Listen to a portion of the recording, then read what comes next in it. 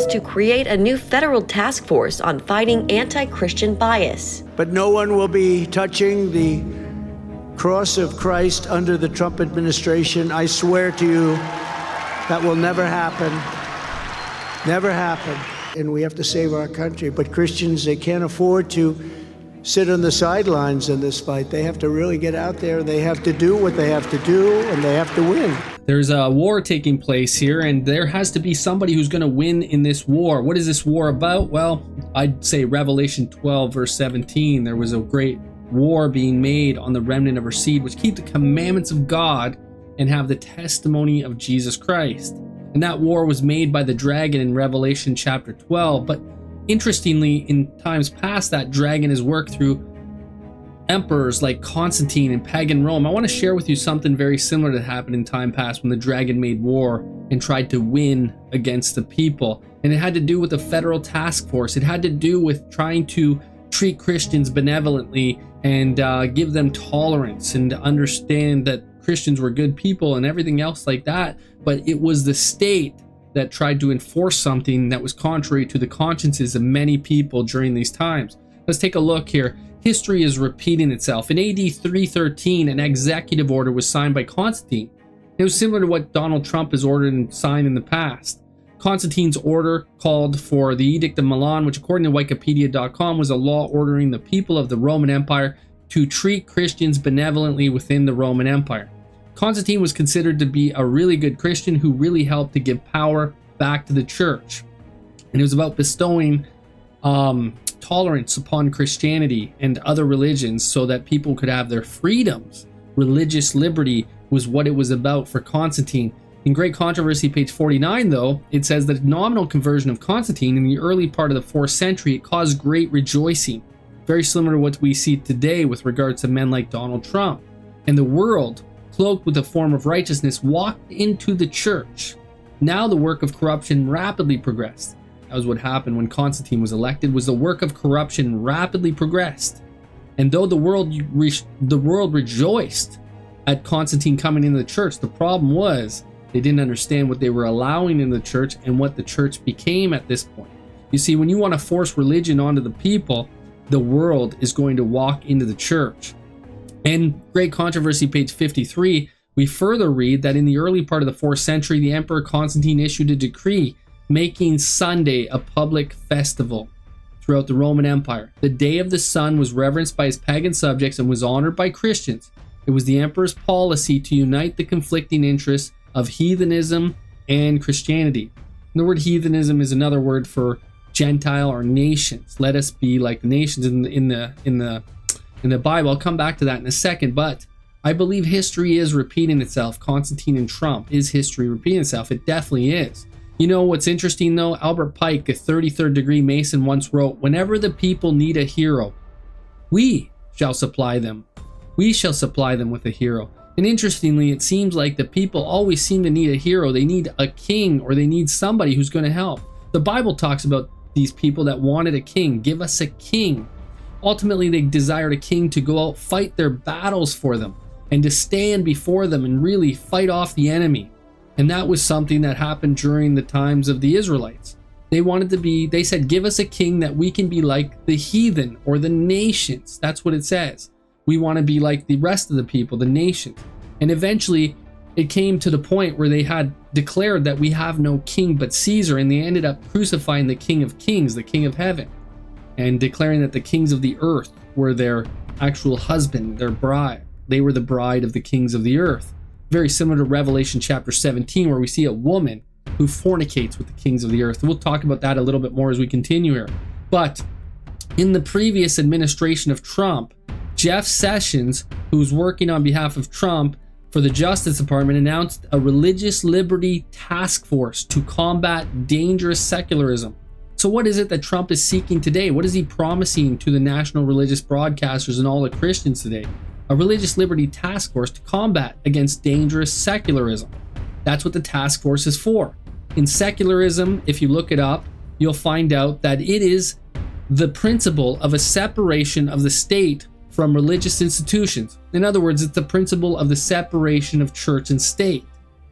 And they have a task force to combat those who believe in separation of church and state. They regard people who believe in separation of church and state as a danger to society. Another attorney general of Trump's wanted God's moral order enforced by government. That would include, of course, the Sabbath. But what Sabbath, of course, would that be, since the papacy has a different Sabbath than the Bible, and they even tell us that. We'll get to that in a second. But can government enforce moral order? Is it called the moral government? No, it's called the civil government. There is a distinction between civil and moral government. The moral government is God's moral government. He is the only one that can enforce whether a man is lusting after a woman. He's the only one that can execute the judgment. He's the only one who can truly give forgiveness if that man asks for forgiveness. And he's the only one that can judge the heart. He's the only moral governor in the universe, true moral governor in the universe. But when man seeks to take that upon themselves instead of executing civil government is meant to protect you. It's given by God to protect you, protect your property, protect your person, protect you as a people from people who might be uncivil. But moral government is God's, and there is a clear distinction. The Bible clearly distinguishes. It says, give unto God what is God's, and give unto Caesar what is Caesar's. We don't give marriage to Caesar. We don't give the Sabbath to Caesar. These are not Caesar's to be given. Well, you give marriage to Caesar, Caesar will redefine it, and they'll marry a bunch of men with men and force it on the church and all these kinds of things. That is called moral government, and that is God. Only God can join two together. It's not Caesar who joins the two together. The Bible says that clearly, but not many of us are reading our Bibles very clearly these days. But I want you to read this. This is what the papacy tells us, the Pope. He says, of course, the Catholic Church claims that the change Saturday Sabbath to Sunday was her act, and the act is a mark of her ecclesiastical authority in religious things. This is talking about the papacy, the papal power. And she has a mark, her mark of authority and authorship. She authored 10 commandments, which are different than the 10 commandments of God. God says the seventh day is the Sabbath of the Lord, and that is on a Saturday. And the papacy says we worship on Sunday, and we claim this is our mark of authority. And if you follow her as an author, you're not following the Bible. She even tells you this in the next quote. She says, Sunday is our mark of authority. The church is above the Bible. Are you a Bible-believing Christian, or are you a papal-following Christian? But the church is above the Bible, she says, and this transference of Sabbath observance is proof of that fact. So she's telling you, she's changed the day from the seventh day to Sunday, the day of the sun. And you know, when Christians want to enforce laws, usually they don't enforce the proper laws, and a lot of times what comes out of it is persecution takes place. In fact, they even killed the Prince of Life using the state, a church and state union, when they said, we have no king but Caesar. And they did this during the Dark Ages, even from the early Christians. For the most part, early Christians were persecuted because they didn't accept the dogmas that were being pushed by the emperors. The emperors began to push these things.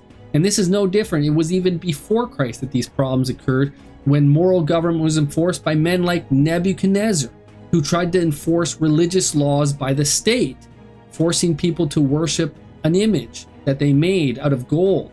And ultimately, this was contrary to the commandments of God, and God's people will stand up against these things, these images. But there's going to be something very similar in the end times. The Bible says that there's an image of the beast that many people will be forced to worship.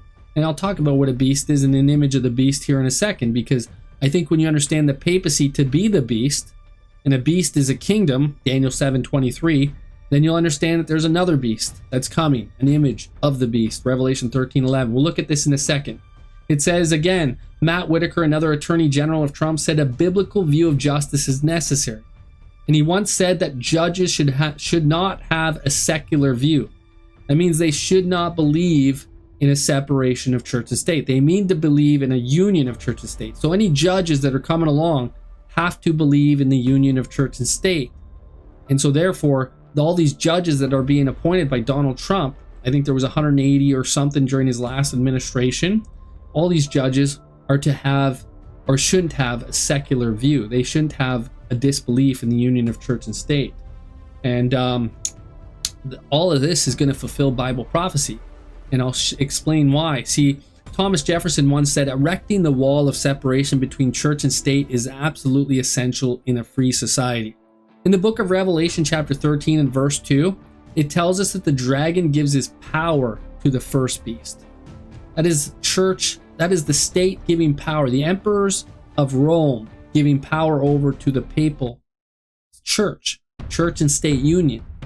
But there's going to be something similar. Another beast comes up out of the earth, and it will exercise all the same power as the first beast. And it will eventually speak as a dragon. And this is going to cause freedom to disappear in America. But the separation of church and state is absolutely essential in a free society. So when freedom disappears and there is no separation of church and state, then the two will disappear together. That is what is coming very soon. In fact, the fourth president of the United States and one of the writers of the Constitution, who put this clause into the Constitution, says that the purpose of separation of church and state is to keep forever from these shores the ceaseless strife that has soaked the soil of Europe in blood for centuries. James Madison. James Madison understood why there was separation of church and state. It was to keep the church from trying to gain power over the state and use this power to persecute, as it did during the centuries of the Dark Ages, where Rome destroyed over 50 to 150 million martyrs. They uprooted entire nations. They destroyed entire people and destroyed all their writings and outlawed the Bible and forced people to worship a certain way. And this has been happening for centuries. And this is the reason that the First Amendment clause is in the Constitution, to keep the church from gaining power over the state. Some people think it was just to keep the power of the state from gaining power in the church. It's not. It's to keep the church from getting power over the state. It's both of them, really, because they work together and they use each other. But we need to understand why that Constitution was given, because it was for the people and by the people, to protect the people from a majority that might go crazy and might turn on the people and might actually do things that are not righteous, such as they did during the Dark Ages, the papal power. Nothing new under the sun. Even the Jews did the same thing to Jesus Christ when they put him on the cross. And they said, "We have no king but Caesar." They united with the state in order to do this. Church and state unions result in persecution always. And there is no new thing under the sun. This is Mike Johnson. I want you to hear what he has to say. Now, of course, remember, he is the Speaker of the House. He speaks on behalf of Congress. And not just that, but he is also third in line to the presidency of the United States. And some of his views in regards to church and state. He really wants to unite the state with the church. Listen to what he says carefully. He wants a state-sponsored religion. Christian nationalism is what it's being called.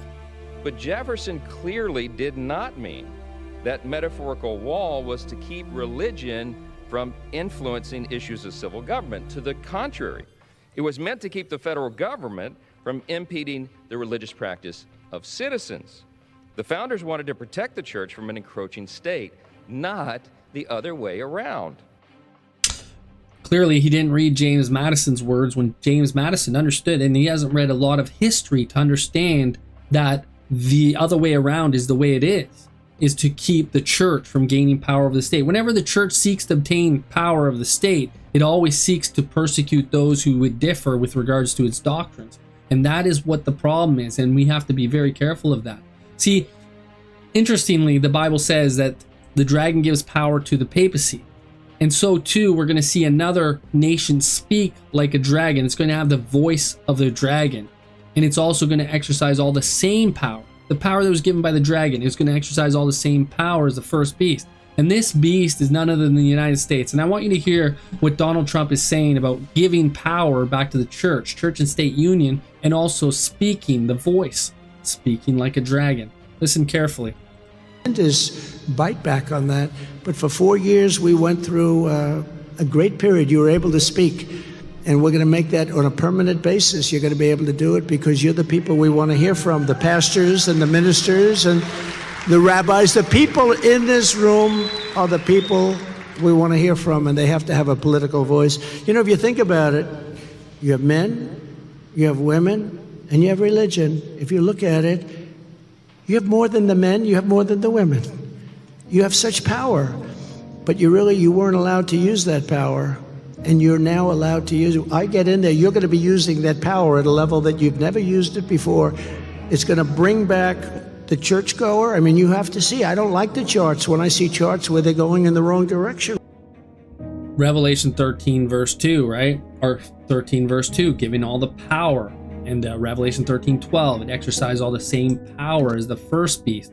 Donald Trump, again, he tells Brody File, I want to give power back to the church. I want the church to have power. And not only that, but he vows to close the gap between church and state. He's vowing to close the gap between church and state. The purpose of separation of church and state is to keep forever from these shores what happened in the times of the Dark Ages. That's what our previous presidents have written in regards to.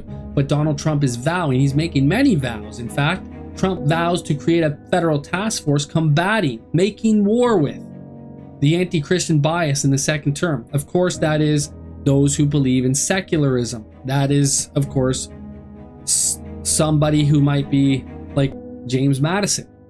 And it's making war with these things. Revelation 12:17. The dragon makes war with the remnant of her seed, which keep the commandments of God and have the testimony of Jesus Christ. These vows, these many vows that Trump is offering, seem like some kind of union is taking place. Maybe a marriage union of some sort. Maybe some are coming together and there's a holy matrimony taking place. And it is maybe not so holy when you look at the details of it. You'll start to understand that there is some unholiness behind this. Very similar to Revelation chapter 17, where it talks about the whore of Babylon fornicating with the kings of the earth. There's a fornication taking place, and it is not a marriage, because the marriage of the bride is with God, and her church, the true church, is married to God. She does not go to the kings of the earth and fornicate with them. But there is a story in the Bible very similar regarding John the Baptist, regarding Herod and Herodias. And perhaps you're familiar with her daughter who did a dance before Herod, and then Herod promised her up to half the kingdom, and she asked for whatever she wanted, and she asked for the head of John the Baptist. It's very similar to what's going to happen in these times, where we have a woman, the mother of harlots in Revelation chapter 17, and she's going to demand the heads of those who refuse to go along with her policies, secularists, so to say. They might be standing against the union of church and state. See, whenever power is sought, usually by the state, it is to make war against the remnant seed. And one of these ways in which they are seeking this power is called Project 2025. And I want you just to read this. It's the project, the Rights Project 2025 wants to make faith the government's job. Project 2025 appears to call on the next Republican president to draw distinctions between parts of the law as religious and non-religious.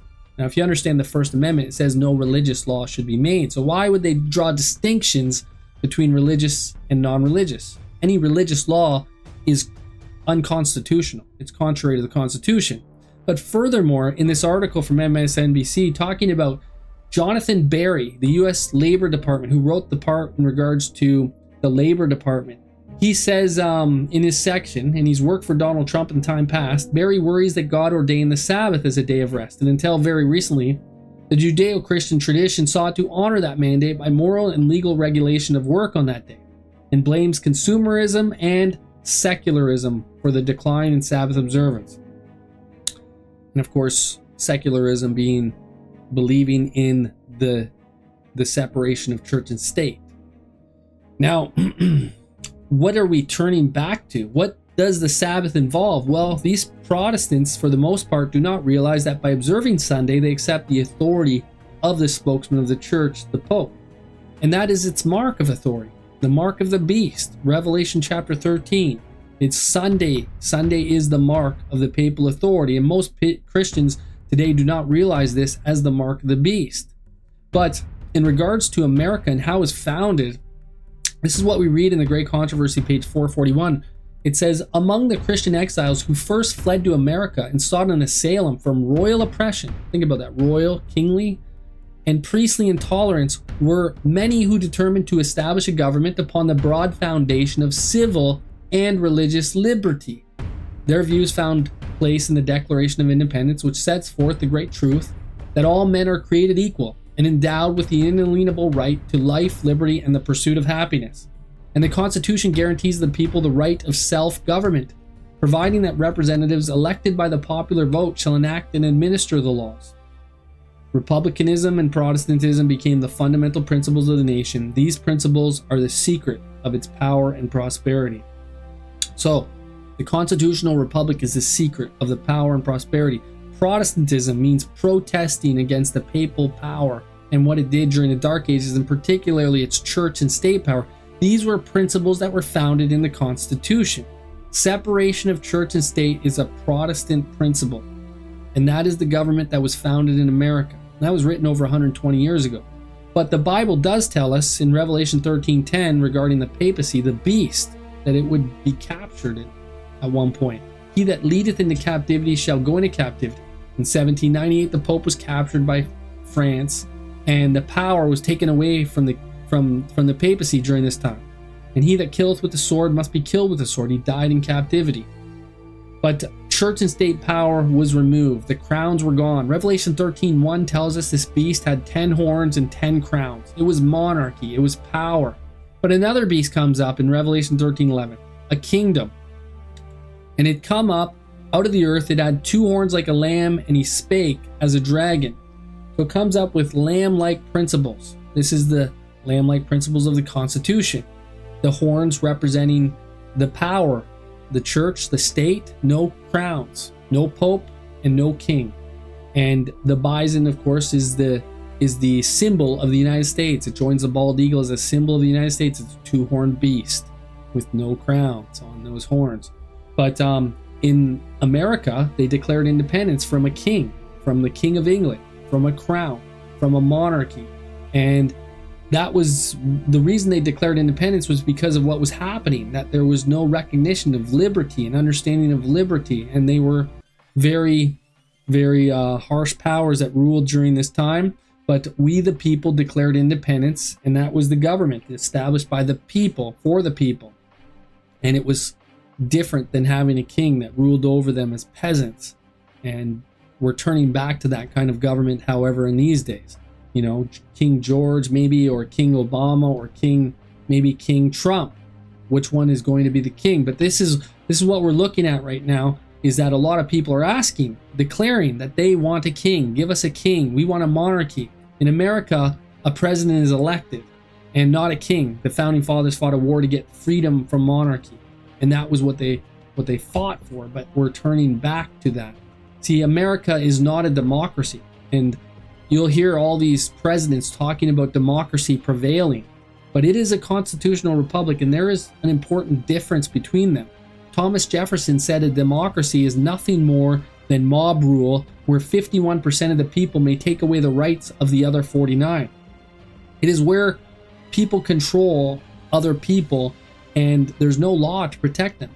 But a constitutional republic is where 2% of people might believe something and the other 98% don't agree, and they might want to take away the rights of that 2%.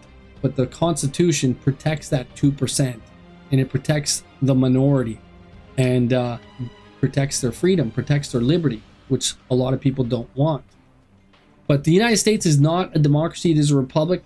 Ben Franklin said democracy is 2 wolves and a lamb voting on what to have for lunch. Liberty is a well-armed lamb contesting the vote. See, in a democracy, the majority rules. In a republic, the individual is protected from the majority. And it's Christian nationalism is very similar to globalism. But individualism is different. Nationalism always seeks to make laws to protect against those who would come against it. See, Hitler was a nationalist until he eventually wanted to become a globalist. There's a problem with those nationalism. Nationalism is not a good thing. And nationalism usually turns into, the Jews. What did the Jews do to protect their nation? They killed Jesus Christ. They said if he dies, it will save the nation. And of course, he died to save the world. But anyways, continuing on. The papacy, the powers that be, these are powers that want monarchy and crowns. And it's more so the people that demand it. But we are to call these men to repentance, and we're to call these men to understand that they're not to rule over anybody. It shall not be like that among Christians. You can read that in Matthew 21. But finally, Revelation 13:12 telling us he exercises, that is the image of the beast, America, will exercise all the power of the first beast, church and state power, and cause the earth and them which dwell therein to worship the first beast, that is the papacy, whose deadly wound was healed. Most of the world is turning back to the papacy. They're starting to come back to Romanism, Catholicism. But we need discernment. We need to understand that there is one religion, one church, one body, and that church is not married to the state.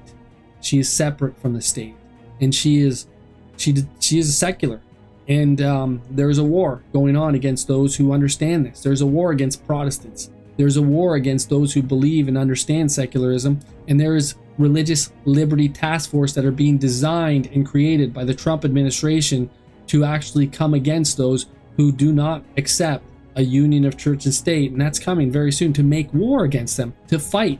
And they say they will win this fight.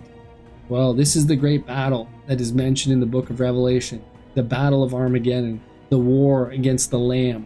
And they will war against the Lamb and the Lamb-like principles in which America was established on, not realizing that it was established on a separation of church and state to keep forever from these shores the blood that has been shed and filled the soil of Europe for centuries.